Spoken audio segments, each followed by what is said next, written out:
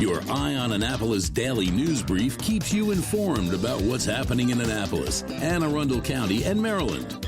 Local news, local sports, local events, local opinion, and, of course, local weather. Your Eye on Annapolis daily news brief starts now. Good morning. It's Tuesday, October 21st, 2025. This is John Frenaye, and this is your Eye on Annapolis daily news brief presented by Annapolis Subaru and the SPCA of Anne Arundel County. I'll tell you, I am psyched for Ignite Annapolis this evening. Always a fun and, most importantly, a thought-provoking time. There were fewer than 30 tickets available yesterday afternoon, so it may be sold out. If not and you'd like to go, you can get them at marylandhall.org. Today's OMG fact is kind of interesting. Panama hats are actually made in Ecuador. Well, we do have some news, so let's get into it, shall we? A single vehicle crash in West River on Sunday morning left 2 Annapolis residents dead, according to the Anne Arundel County Police. Around 10:30 a.m. on October 19th, a 2007 Buick LaCrosse traveled south on Muddy Creek Road near Sudley Road and left the roadway, struck a tree on the right shoulder, and came to a stop. The driver, Donald Allen, 90 of Annapolis, was pronounced deceased at the scene. The passenger, Ann Allen, 90, also of Annapolis, was flown to the R. Adams County Shock Trauma Center in Baltimore and later pronounced deceased. No other vehicles were involved, and the traffic safety crash team is investigating the cause.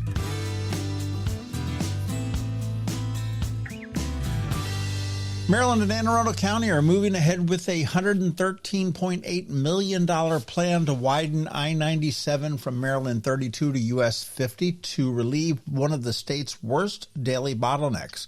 The 7-mile segment currently carries 94 to 113,000 vehicles a day, with traffic projected to top 135,000 by 2045. The county will contribute roughly $1.2 million for planning and more than $9.4 million toward construction.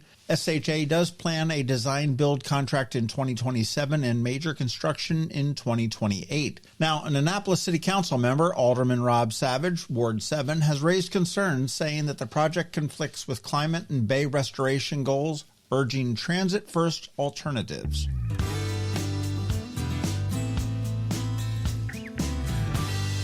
Maryland Governor Wes Moore has endorsed Jared Littman, the Democratic nominee for mayor in Annapolis, adding a high-profile boost as the race heads toward the November 4th general election. "I'm proud to endorse Jared Littman for mayor of Annapolis," Moore said. "Jared's long record of public service and local leadership makes him the right choice to lead our capital city, and I look forward to working with him to make Annapolis even better."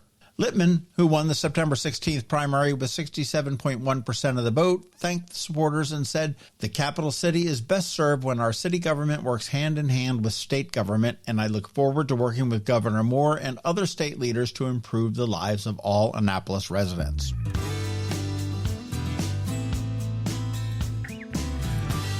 Cavalli, the upscale Italian restaurant at the Annapolis Town Center, has closed after posting a brief note on Facebook without explanation.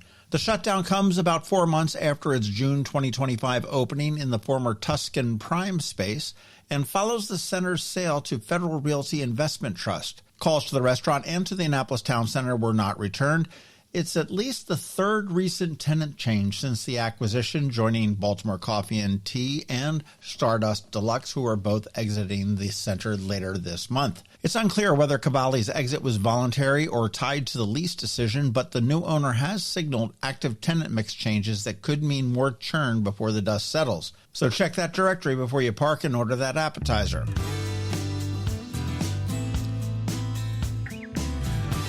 Toast of Severna Park Toastmasters is going to be hosting a free open house tonight at the Greater Severna Park and Arnold Chamber of Commerce. That's located at 1 Holly Avenue in Severna Park. Guests can meet the members at 5:30 p.m. and then sit on the regular meeting from 7 to 8:30. Highlights include special guest speaker Mansour Hasib on the importance of communication skills, a live Toastmasters program with prepared speeches called Table Topics. That's impromptu speaking and evaluations.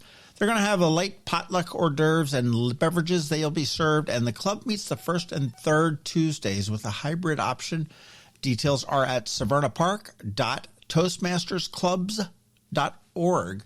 And I'll tell you, most people have a fear of public speaking, so if you have that and you have to find yourself speaking sometimes, this would be an outstanding way to spend a Tuesday evening.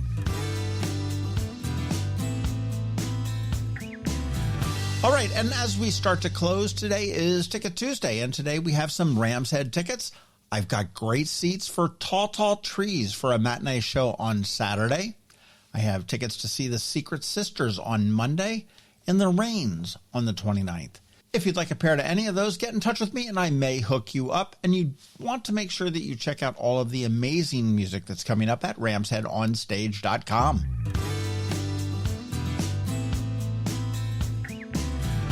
All right, that is a wrap. But first, a quick thank you to you for listening and sharing and letting all your friends and colleagues know about us, and to our sponsors for the Daily News Brief: Annapolis Subaru, the SPCA of Anne Arundel County, Hospice of the Chesapeake, Fish for a Cure, and Interim Healthcare of Annapolis. Now, just chill out. We have George Young and your local Anne Arundel County weather coming up in just about a minute, so hang tight. Ahoy, captains and anglers. What better way to spend a day on the Chesapeake Bay than by fishing and fundraising for a cure? Join us for the 19th annual Fish for a Cure tournament, Paul C. Detter's Captain's Challenge and Shore Party, Saturday, November 1st at Safe Harbor, Annapolis. Fish for a Cure supports Luminous Health Anne Arundel Medical Center's Gayton and Joanne D. Cesaris Cancer Institute. Event proceeds directly support the Cancer Survivorship Program for patients recovering from all types of cancers. Gather your crew and register your boat today at fishforacure.org. Again, that's fishforacure.org. Next up, we're diving into today's Eye on Annapolis weather forecast. From sunny skies over the bay to storm warnings that could impact your plans, we've got the details to keep you ahead of the curve. Stay tuned. It's all coming your way in just a moment.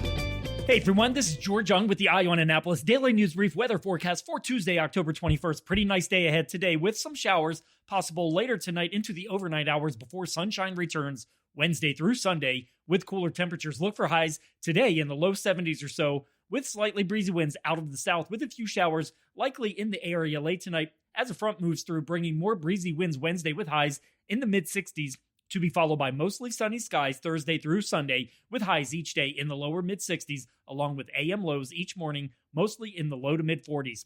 Okay, that's it for today. This is George Young for Eye on Annapolis Weather. Make it a great day out there today. Stay healthy and be safe. And be sure to visit eyeonannapolis.net/weather for the latest conditions and forecast information for the Annapolis region so you can always stay weather informed. Coping with advanced illness can be overwhelming, and determining the best options for a loved one isn't always so easy. But here at Hospice of the Chesapeake, your hometown hospice, we want you to know you do have a choice. You can choose exactly who provides the care and the type of care you receive, and it's your decision when and where your loved one receives that care. We have served our community, family, and friends for over 40 years. We are there when you need us. Learn how we can help at hospicechesapeake.org. When someone you love needs care at home, you want more than just help. You want trusted support from people who truly care. That's where Interim Healthcare of Annapolis comes in. Locally owned and serving seniors in Anne Arundel, Baltimore, Charles, Prince George's, and Queen Anne's counties. Interim Healthcare of Annapolis offers personalized in-home care that's flexible, reliable, and compassionate.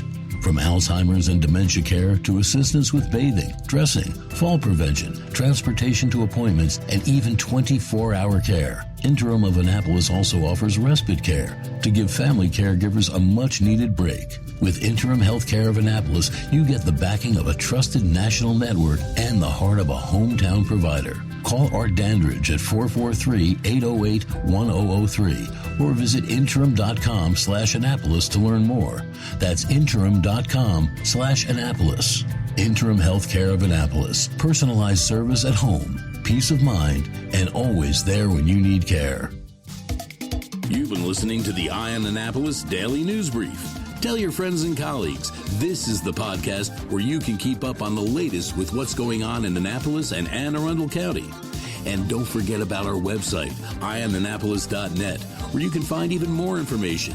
And make sure you follow us on Facebook at All Annapolis and on Twitter at Eye on Annapolis.